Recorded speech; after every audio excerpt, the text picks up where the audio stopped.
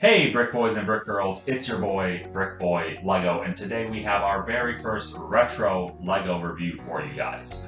This set actually released in 2012, so that's about 10 years ago if you do the math. This is the Lego Star Wars set 9516, released in 2012, retailed for $119.99. Comes with 717 pieces and 9 minifigures and a Han Solo and Carbonite. 10 if you want to count what's on the box there. And personally, spoiler alert, this is my favorite Jabba's Palace set that has ever been released. We had one this year that came out in 2022, and they called it Boba Fett's Throne Room based off the Book of Boba Fett. But you know what? You can't beat a classic, and I don't know how Lego's ever going to top this set. I mean, you've got so many unique characters, such a great and open build, and it connected with the Rancor Pit set that I'll review in another video. So what we're going to do is we're going to build this set. Let's see how well a Lego set builds up that's 10 years old. So starting off, we have 4 minifigures in bag 1. You have Bosch, a Bowermon, Jabba, and Chewie. And then starting the build off, you have the tower. And it's pretty tall. I really like the turret here. Looks pretty good. Then starting bag 2, you have a Gamora guard. And then you have the door. And then you kind of have the top of the tower here, which fits in nicely, and the door slides in nicely too. Then next you have 3 minifigures in bag 3. You've got Han, Ula, and Bib Fortuna. And then you also have the Han Solo and Carbonite piece as well. Then you're building the base of Jabba's palace. You've got the sliding feature for his throne room, and you build the rest of the details for Jabba's throne. I really like how open this build is. You can really tell what's going on in the build. It's a pretty simple build, but I really think it's pretty effective. Which brings us to the next bag, which adds the back end of the build here.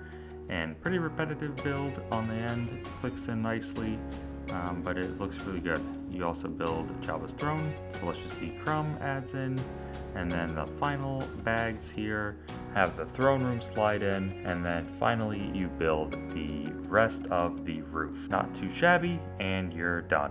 Alright, so let's take a closer look here at the set, look at the play features, and take a closer look at the minifigures. So, I mean, I'm really loving the height on this guy. The tower looks nice. The throne room looks nice. It has a lot of little cute additions here as far as your tables, your little hookah here. I really like that you can remove the roof here. You've got these pieces here that add stability. You know what, before we move on, put the roof back on, let's look at the flick fire missile on the roof. This is probably my least favorite feature of the set, but pretty much all you do, you push this missile comes out, and there you go. I'm not really sure why they included that. I think it looks kind of like an eyesore here with this red here, but that's easily removed, and you know, it looks better without it. The flick fire doesn't really go too far. I'm glad that Lego got rid of these flick fire missiles, but this is probably one of the better iterations of them trying to do that. But like I said, I like that this gets to come off, and then you can really see a lot closer into the throne room here. And then what I really like is that this throne gets to move back. Also with this, we saw in the beginning of the movie, Ula sitting on the trapdoor. He was trying to make some advances at her. Let's leave it at that.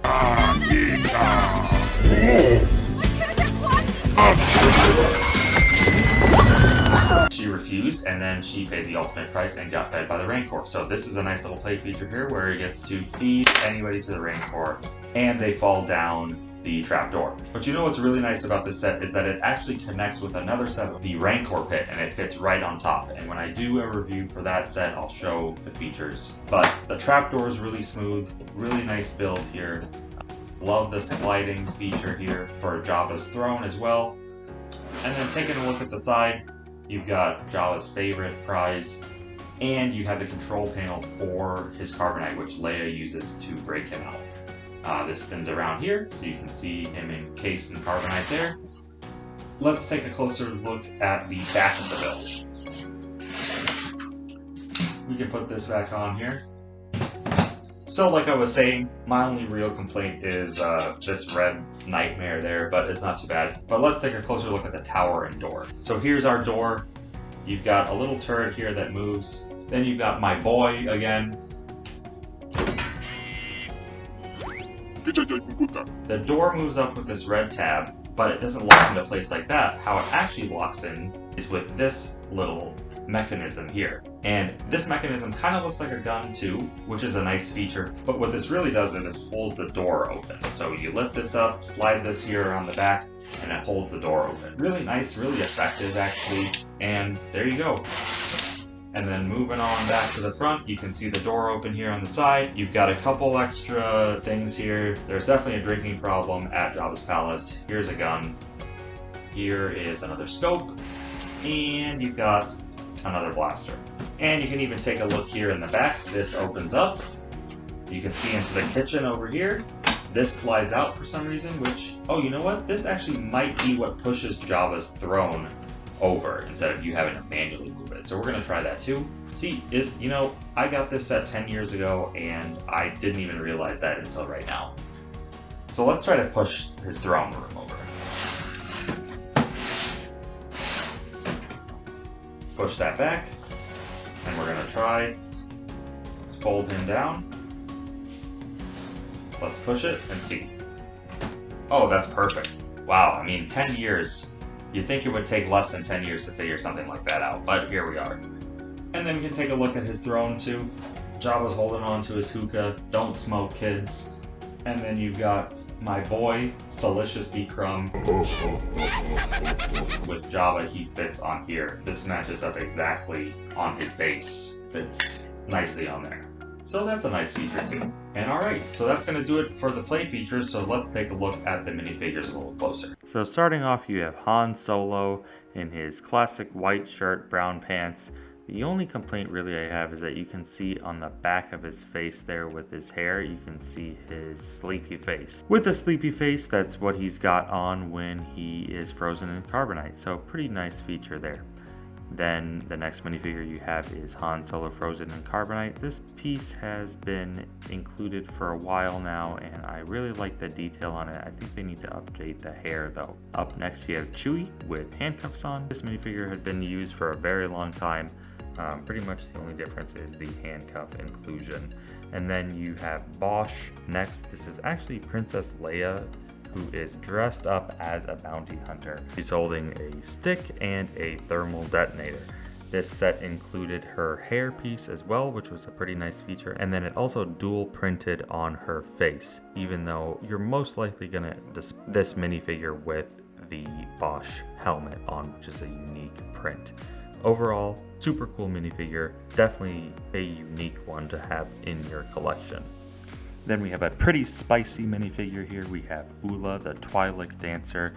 This is a pretty, NSFW for Lego to produce for a kid's toy, but it's definitely a unique minifigure, and I love the green Twi'lek headpiece. Up next you have the Boer monk.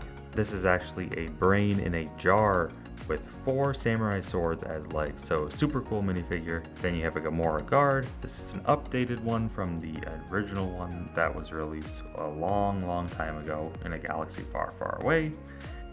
I don't know about you, but I smell bacon. And then you have Bib Fortuna. No face printing and no back printing actually on this minifigure, but the headpiece is super cool. I like it a lot. The face is also creepy. And then you have Jabba. I don't know if you know, but Jabba has a tattoo on his right arm, and they made sure to include it on the minifigure. I like that feature a lot.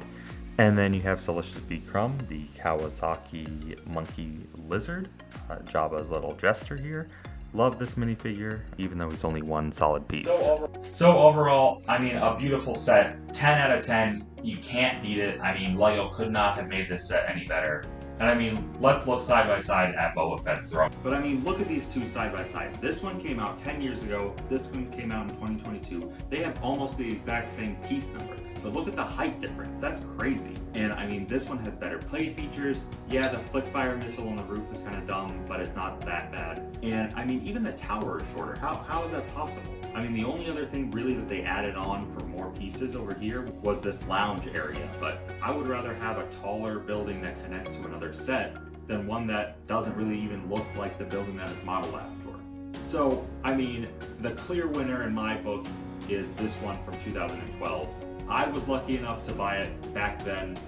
Right now on BrickLink, the prices are going way up, especially since the minifigures on this set are so expensive and they only ever came out in this one set. But at the end of the day, I think that's going to do it for this retro review. Thank you so much for tuning in. Let me know in the comments if you have this set or not. Don't forget to comment, like, and subscribe if you haven't already, and tune in next time for more LEGO Star Wars reviews coming soon.